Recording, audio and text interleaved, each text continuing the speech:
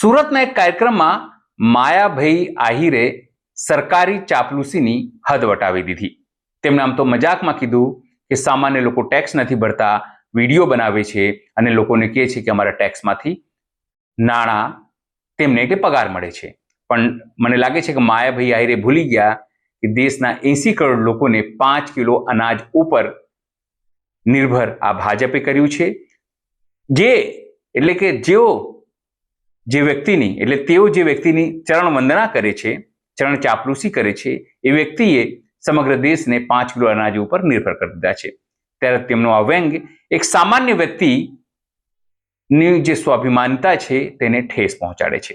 માયાભાઈ આહિર ઉપર સોશિયલ મીડિયામાં ફિટકાર વરસી રહી છે. ત્યારે એવા જ એક આગેવાન છે, યુવા આગેવાન કૌશિક રાદડિયા, તેમણે તેમને ખૂબ જ વખોડ્યા છે.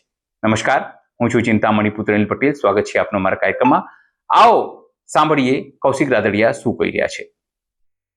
કૌશિક રાદડિયાની વાત સાંભળીને આપણે શું લાગે છે અને માયાભાઈ આહિરને લઈને, કારણ કે એમના દીકરો એક વખત પહેલા જેલ જઈ ચૂક્યો છે એ કોળી આગેવાનને મારવામાં, અને ભાજપની સરકાર હતી, હર્ષ સંઘવીની સરકાર છે, નરેન્દ્ર મોદીની સરકાર છે, ભૂપેન્દ્ર પટેલની સરકાર છે, એટલે એમના દીકરાનું વરઘોડો નથી નીકળ્યો. કદાચ એ જ એનું જે ઋણ છે એ અદા કરી રહ્યા છે આવી રીતે લોકોને વખોડીને. પણ સ્વાભાવિક છે, લોકો શું અંગે વિચારે છે એવું તમારા કોમેન્ટ બોક્સમાં કોમેન્ટ કરજો. સિવાય અમારી માણસને જ્યારે એની જરૂરિયાત કરતા વધારે મળે ને ત્યારે એની સફળતા કહેવાય છે. પણ જો એ સફળતા પચે નહીં ને તો પછી એને ઓકાત કરતા વધારે મળી ગયું હોય ને એવું કહેવાય. એવી જ કંઈક વાતો છે અમુક ડાયરા કલાકારોની. આજે વાત કરવી છે માયાભાઈ આહિર અને કીર્તિદાન ગઢવીની, કે જેમણે આજે સ્ટેજ ઉપરથી ગરીબોની એવી રીતે મજાક ઉડાવી છે. ભલે એને હસતા હસતા વાત કરી, પણ હસતા હસતા એને એક સિરિયસ વાત કરી દીધી છે. કે એમણે એવી વાત કરી છે કે અત્યારે કોઈ પણ લોકો પોલીસને અમે વિડીયો રાખીને ફોન ચાલુ કરીને પોલીસ વાળાને એવું કહી દે કે ભાઈ તમારો પગાર અમારા ટેક્સના પૈસામાંથી થાય છે. હવે એના કોઈ બાપુજીએ ટેક્સ અત્યાર સુધીમાં ન ભર્યો હોય એવી એમણે વાત કરી છે. તમે જયારે નાના હતા, જયારે તમે ગરીબ હતા, ત્યારે તમે ટેક્સ ભર્યો છે ક્યારે? આ દેશનો, આ રાજ્યનો હરેક નાગરિક, હરેક ગરીબ વ્યક્તિ એ પ્રત્યક્ષ પરોક્ષ રીતે એ જેટલી પણ આખા દિવસ દરમિયાન જેટલું પણ ખાય છે, જેટલી પણ જીવન જરૂરિયાતની વસ્તુઓ ખરીદે છે, લે છે, આ તે બધી વસ્તુ ઉપર ક્યાંક ને ક્યાંક ટેક્સ, જીએસટી આ તે બધું જ લાગતું હોય છે. તો દરેક વ્યક્તિ પ્રત્યક્ષ પરોક્ષ રીતે સરકારને ટેક્સ ચૂકવે જ છે. એટલે તમારે એવું કહેવાની જરૂર નથી કે ભાઈ એના બાપુજીએ ટેક્સ નથી ભર્યા. જો એના બાપુજી ન ભરતા હોય તો પછી આ રાજ્યનો, આ દેશનું અર્થતંત્ર જે ચાલે છે ટેક્સના પૈસાઓથી, તો એ કોના બાપુજી ભરે છે? તમારે એકલાના બાપુજી ભરે છે? આ કલાકારોને જયારે એનો ભૂતકાળ યાદ કરાવીએ તો કોઈ 5 વ્યક્તિ નહોતા ઓળખતા, કોઈ કરોડપતિ વ્યક્તિ નહોતા ઓળખતા, કોઈ સરકાર નહોતી ઓળખતી.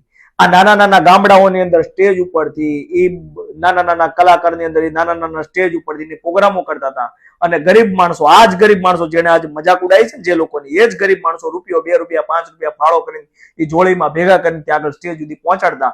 અને જોડીમાંથી જેટલા પૈસા આવતા હતા ને એમાંથી 2 પાંદડે ત્યાં ધીમે ધીમે લાખોપતિ, ત્યાં ધીમે ધીમે કરોડોપતિ થયા.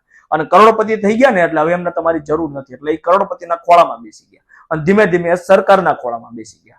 એટલે સરકારના ખોળામાં બેસીને હવે એમને ખબર છે કે અમારે કોઈની જરૂર નથી. હવે એવા અમને કોઈ ડાયરા ન મળે કે ડાયરાના પગાર ન મળે ને તો અમને કોઈ ફરક પડતો નથી, કારણ કે એટલું બધું છાપીને બેઠા છે. પણ એમણે જે વાત કરી કે ભાઈ નાના માણસો છે ટેક્સ નથી ભરતા, તો તમે તમારા બાપના હમ ખાઈને કહો, તમારી માના હમ ખાઈને કહો, તમે તમારા સંતાનોના હમ ખાઈને કહો કે અત્યારે હાલની તારીખમાં તમારી જેટલી ઇન્કમ છે એના સ્લેબ પ્રમાણે તમે ઈમાનદારીથી પૂરેપૂરો ઇન્કમ ટેક્સ તમે ભરો છો સરકારની અંદર કે નહીં? નહીં જ ભરતા હોય. ક્યાંક ને ક્યાંક ટેક્સની ચોરી તો એ લોકો પણ કરતા હશે, એ બી થોડી નહીં, કરોડો રૂપિયાની, કારણ કે એ લોકોની ઇન્કમ જ એટલી છે. એ પણ પૂરેપૂરો ટેક્સ સરકારને ભરતા નથી અને નાના માણસની મજાક ઉડાવવા નીકળ્યા છે.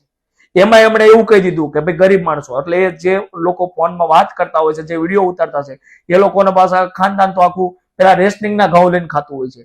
તો શું રેશનિંગના ઘઉં ખાવા એ કોઈ ગુનો છે? એ પાપ છે? એમનો ભૂતકાળ જોઈ લે તો એના બાપ દાદા એ રેશનિંગમાંથી કેરોસીન લીધું હશે, ઘઉં લીધા હશે, ચોખા લીધા હશે, બધું જ લીધું હશે. તો રેશનિંગના ઘઉં ખાવા, ચોખા ખાવા, રેશનિંગમાંથી વસ્તુ લેવી એ કોઈ પાપ નથી, એ મજબૂરી છે માણસની. અને જો એ મજબૂરીની વાત કરીએ ને તો એ રેશનિંગના કાર્ડ તો અમીર લોકોએ કઢાઈને, ઘણા બીપીએલ ના કાર્ડ કઢાઈને બેઠા છે, કેટલા નેતાઓએ કઢાઈને બેઠા હશે, એ લોકોએ ખાય છે. ગરીબોના ભાગનું જે એના હકનું જે છે એ બારોબાર હગે વગે કરી નાખે છે, ઘઉં ને પોતપોતાના ઘરે લઈ જાય છે, કાં તો વેચીને પૈસા ઘરે લઈ જાય છે. તો એમના વિશે કેમ નથી બોલતા? જ્યારે ત્યારે એ ડાયરાના કલાકાર એટલે કે આ સ્ટેજ ઉપરથી જ્યારે ને ત્યારે દ્રષ્ટાંતો આપતા હોય છે ખુમારીના, મર્દાનગીના. તો જ્યારે ગરીબોની વાત આવે છે ત્યારે સરકારને અમે મર્દાનગીથી ઉભું રહેવાનું હોય એના જગ્યાએ ચાપલુસી કરવા માટે ખોળામાં જઈને બેસી જાય છે. તો એ ખાલી લોકોને સલાહ આપી હોય ને ત્યારે જ મર્દાનગીની વાતો સારી લાગે છે. જ્યારે ખરા અર્થમાં ખુદના ઉપર આવે છે ને ત્યારે બંગડીઓ પહેરીને બેસી જાય છે. તમે ગરીબના હકની વાત કરી ના શકો, તમે ગરીબને માન સન્માન આપી ના શકો તો કઈ નહીં, પણ કમસે કમ એનું અપમાન તો ના કરો. શું બોલો છો, કયા સ્ટેજ ઉપરથી બોલો છો, કોની માટે બોલો છો, કમસે કમ એનું તો ધ્યાન રાખો, એનું તો ભાન રાખો કે જે વ્યક્તિએ તમને આ લેવલ સુધી પહોંચાડ્યા છે તમે એનું કોઈ પણ જગ્યાએ ગમે તેમ અપમાન કરી દેશો. યુટ્યુબ ચેનલ લાઈક કરો, સબસ્ક્રાઇબ કરો, બેલ આઇકન દબાવો. સાથે અમારા નવા ઇન્સ્ટા પેજ અને નવા ફેસબુક પેજને પણ લાઈક કરો અને ફોલો કરો. અત્યાર માટે બસ આટલું જ. નમસ્કાર.